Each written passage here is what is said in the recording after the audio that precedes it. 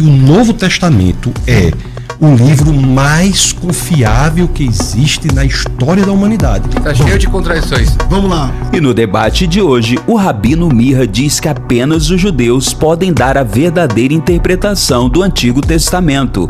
O pastor Tassos Licurgo defende a confiabilidade do Novo Testamento. Tudo isso nós vamos acompanhar agora. Já aproveita, se inscreve no canal, deixa o seu like e vamos pro vídeo. Mas vamos lá, eu não consigo aceitar suas palavras quando você diz que o cristão não deve nada para o Velho Testamento em relação aos judeus, que a palavra é a mesma para todos.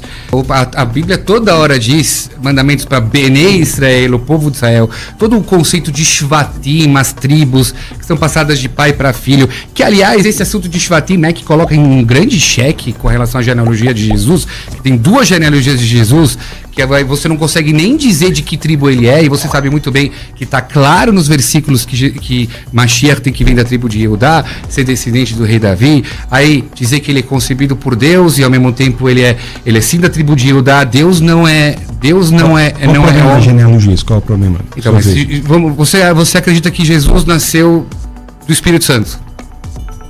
E Maria. Certo. Então ele não é da tribo de Judá, porque Deus não é tribo. Mas Maria é de que linhagem? Maria é judia. Sim, a descendência de Lucas é sobre Maria. Mas a Torá diz claramente, e aqui a gente já vai ver que não bate com a Torá, que as Shvatim, as tribos de Israel, são passadas de pai para filho. É por isso. Lemishpechotam, lebeitavotam, as famílias são passadas de pai para não o ventre judaico. O ventre judaico é passado pela mãe. As tribos são passadas de pai para filho. Isso faz a Torá ser dos judeus. Então é pai, filho, que são das mesmas tribos. O ventre judaico tem que ser da mãe. E isso coloca em um grande cheque quem foi Jesus. Porque se ele é concebido pelo Espírito Santo, Deus não é judeu e Deus não pertence à tribo. E primeiro, muito do que eu falei aqui foi escrito por judeus. Então, se é para ser judeu, Paulo era judeu. E todos desvirtuados, para nós todos desvirtuados. Mas ele poderia ser que esses judeus dissessem o mesmo do Senhor. Eles são judeus. Eu acho que Paulo foi aluno de Gamaliel, que era neto de Hilel, o fundador da maior escola judaica de todos os tempos. Então eu estou falando aqui de coisas que judeus disseram. Eu sei, mas os judeus disseram que Paulo foi um min. Sabe o que é min? Ele foi um gofer. Ele saiu do caminho. Alguns judeus, outros não. Né? Outros entenderam que o judaísmo e cristianismo eram a mesma coisa. Porque o Antigo Testamento e o Novo são um só. E quando eu disse que não devemos nada ao Antigo Testamento, preste bem atenção. Porque foi diante da sua sugestão de que os cristãos abandonassem o Antigo Testamento e se detivessem apenas ao Novo. Quem pode ler o Antigo Testamento não é só o judeu. Não, isso eu não falei. Porque todo mundo pode. E isso, porque nós cristãos entendemos que o Antigo Testamento é um livro cristão. É isso que eu estou lhe dizendo. Então por que vocês não cumprem as 613 mitzvot? Cumprimos em Cristo Jesus e nem o Senhor cumpre, porque não existe mais templo. É verdade, então a gente cumpre todas que dá. Então estamos no mesmo ponto. Nem eu cumpro. Agora, eu cumpro em Cristo Jesus, o judeu não tem como cumprir. Porque em Cristo, a lei é como Moisés. Aponta a promessa, mas não é capaz de entregá-la. Josué é como Jesus, entrega a promessa. Em Jesus, a promessa foi entregue. As leis, elas são resumidas. As 613 leis são resumidas para 10 no 10 mandamentos que apresentam Deus. O processo de santificação é a busca da lei. Quando a lei diz assim, não mentirás, é porque Deus é a verdade. Quando diz não adulterarás, porque Deus é fiel. Quando diz não roubarás, porque Deus é confiável. Nós cumprimos. E Jesus, no Evangelho de Mateus, no capítulo 11, no verso 27, ele reduz ainda mais, quando questionado qual é o maior dos mandamentos. Ele diz, amar a Deus com toda a sua alma, seu coração e o seu entendimento. É errado. É errado da perspectiva do Antigo Testamento, mas o Deus encarnado tem autoridade para fazer isso. Então, dizer que Jesus não pode fazer, é colocar a consequência, a conclusão nas premissas. Não se pode dizer que Jesus não pode dizer isso, porque ele é o Deus encarnado. Okay. Então há um resumo. Porque o mesmo Deus que aparece para pelo menos 3 milhões de pessoas, é o que a gente pode dizer, é os 600 mil homens, se você considerar mulheres e idosos, é a contagem que está na Bíblia. Porque o mesmo Deus que aparece numa revelação absurda, onde o povo ouviu a voz de Deus, diretamente ouviu a voz de Deus, falando as leis, passando a Torá para Moisés, muda as regras do jogo numa jogada no escurinho. Não mudou as regras do jogo. Como mudou, não mudou? Senão você estaria cumprindo. Não, porque as leis nunca foram dadas como escadas para alguém se tornar povo de Deus. As leis foram dadas para um povo que já era o povo de Deus.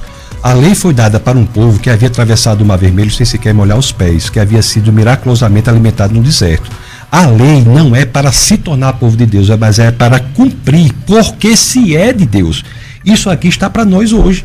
Nós buscamos a lei como um processo de santificação, mas ela é inservível para a salvação. A salvação se dá em Cristo Jesus. Então, a lei não é desimportante, não está revogada, e nem Jesus disse isso. Jesus diz: eu vim para cumprir, não para revogar a lei. E a lei para nós não revogou. Quando ele vem e fala assim, não é importante o que coloca na boca, mas sim o que sai da boca. Moisés falou que é sim importante o que a gente coloca na boca, que tem certos alimentos que não pode, certos animais que não pode. Então, para mim, isso é sim revogar a lei. Você rasgou a lei de Moisés. Jesus, ele coloca a lei num nível muito mais difícil de se cumprir, na realidade, em vez de revogar.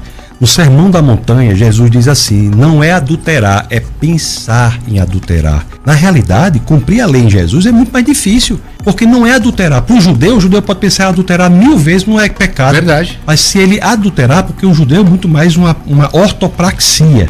A prática é muito importante. E para o cristão também, mas não como causa de salvação. Então, Jesus, em vez de revogar a lei, colocou a lei num nível muito mais difícil de cumprimento.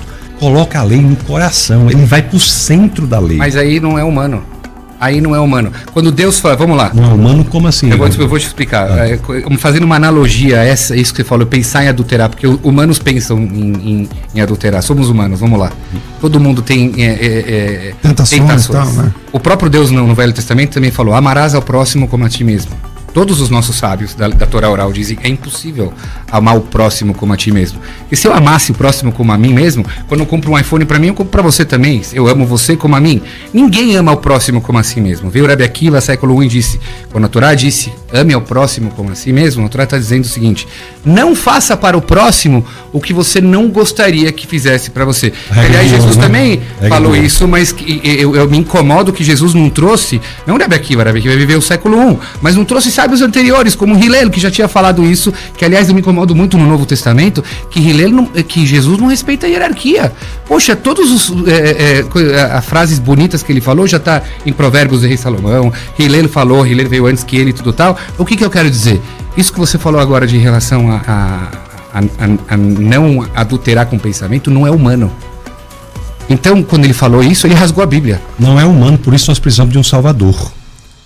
Como também, mesmo que ele não trouxesse para esse nível profundo do coração da lei, mesmo mantendo o entendimento da lei como os judeus a mantêm, também não é possível de cumprimento. Claro que é. Ah, é? Assim, quando você estuda a Torá oral... Como é que nós vamos cumprir a lei se nem templo tem, Rabi? Ora, mas os nossos sábios explicam que todo o tempo que não tem os sacrifícios, realmente, eu não estou pecando por nada que eu não estou fazendo os sacrifícios. Quando o templo voltar, eu vou voltar a fazer essas leis. São sábios, mas não está na lei. Isso é uma interpretação metafórica, muito, como o senhor está dizendo, muito superficial. Não é metafórica, também na própria diz no Velho Testamento, fala, quando vocês chegarem à tua terra e vocês conquistarem a terra, ou seja, tem leis que estão bem claras ao momento de conquistar a terra. Quando vocês tiverem a casa, então não tem, eu tenho terra, então eu tiro a terumá. O dízimo para o Cohen. Eu não tenho terra, eu não tiro a terumá. Eu não tenho condição de tirar a terumá, eu não tiro a terumá. Essas são várias dessas leis que as pessoas acabam não fazendo. Mas a lei do Shabat eu posso fazer. Como vem Jesus e fala, eu sou o senhor do Shabat. Para ele falar isso, ele teria que trazer os sábios da Torá oral que condicionam. Ele teria de ser Deus para dizer isso, ou um lunático.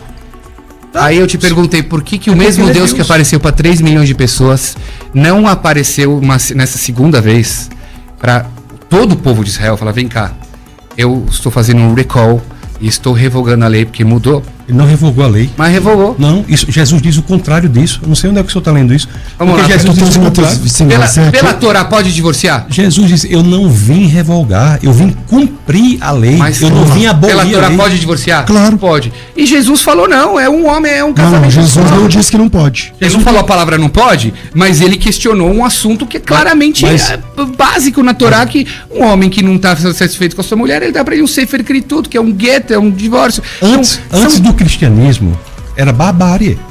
Então, fora disso é barbárie. Então não tem, ele, pelo contrário, ele eleva a condição moral da humanidade. A questão da mulher samaritana eleva a condição da mulher. Mesmo os judeus, que entre os povos da antiguidade era o que era o mais moral, não chega a esse nível de elevação da condição de dignidade da mulher, como Cristo inaugura no evento do advento, na situação da mulher samaritana.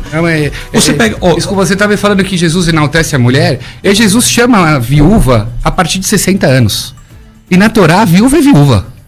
Então, nesse caso, ele está desprezando a mulher. Tem Jesus não escreve isso? Não. Paulo, É que assim, você está citando Paulo. Mas, calma aí, é que assim, Paulo ele fala num contexto que é assim, ó. A ajuda financeira da comunidade para a viúva que não... É o que está escrito no texto. Deixa não seja escrita...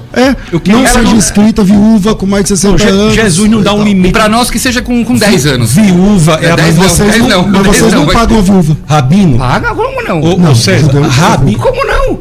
Não. Como não? Você sabe quantos Mosdot, quantas instituições tem para ajudar viúvas? A questão é... Em São Paulo, no mundo todo. Jesus não diz que só é viúva a mulher que perde o marido e tem 60 anos, não. Jesus diz que perdeu o marido é viúva, da idade que for. Vou dizer uma coisa, se o senhor me permite. O Novo Testamento é o livro mais confiável da Antiguidade. Se nós abrirmos em Lucas, no capítulo 3, no verso 1, nós vamos ver várias alusões ali, que era o sacerdote, o rei, não sei quem, que dá o ano 29 depois de Cristo. Sem falar disso, hoje o número de cópias do Novo Testamento é impressionante. Há 5.686 cópias do Novo Testamento escrito em grego, na mão do ser humano. Se nós formos comparar isso com outros livros da Antiguidade, é impressionante. Pastor, mas todos diferentes. Você não vai achar quantidade de livros tão diferentes como o Novo Testamento. Em 99,5% das 5.686 cópias, eles são absolutamente idênticos. A discrepância é de 0,5%. Desse 0,5% de discrepância, nenhuma parte toca em um ponto central do cristianismo, e 80% do 0,5% de discrepância diz respeito unicamente a questões de ortografia. E essa quantidade de texto é em grego. Se nós formos pegar textos do Novo Testamento para outras línguas, em vez de 5.686, nós passamos para 25.000 cópias. Se todas as cópias do Novo Testamento fossem destruídas, nós conseguiríamos reconstituir todo o Novo Testamento unicamente pelas citações que fizeram os pais da igreja, à exceção de 11 versos.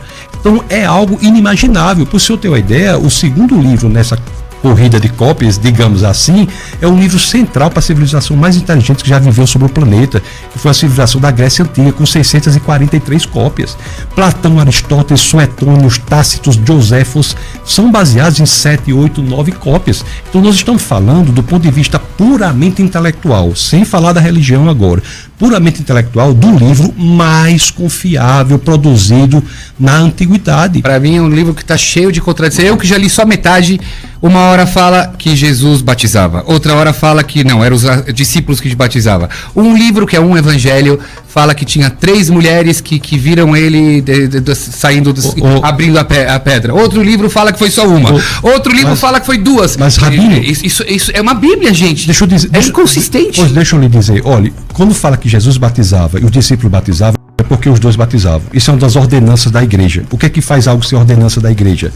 Ter sido praticado por Jesus, pelos seus discípulos e ensinado pela igreja primitiva. E o que o senhor está falando de fato, que alguns dos evangelhos dão números diferentes de pessoas.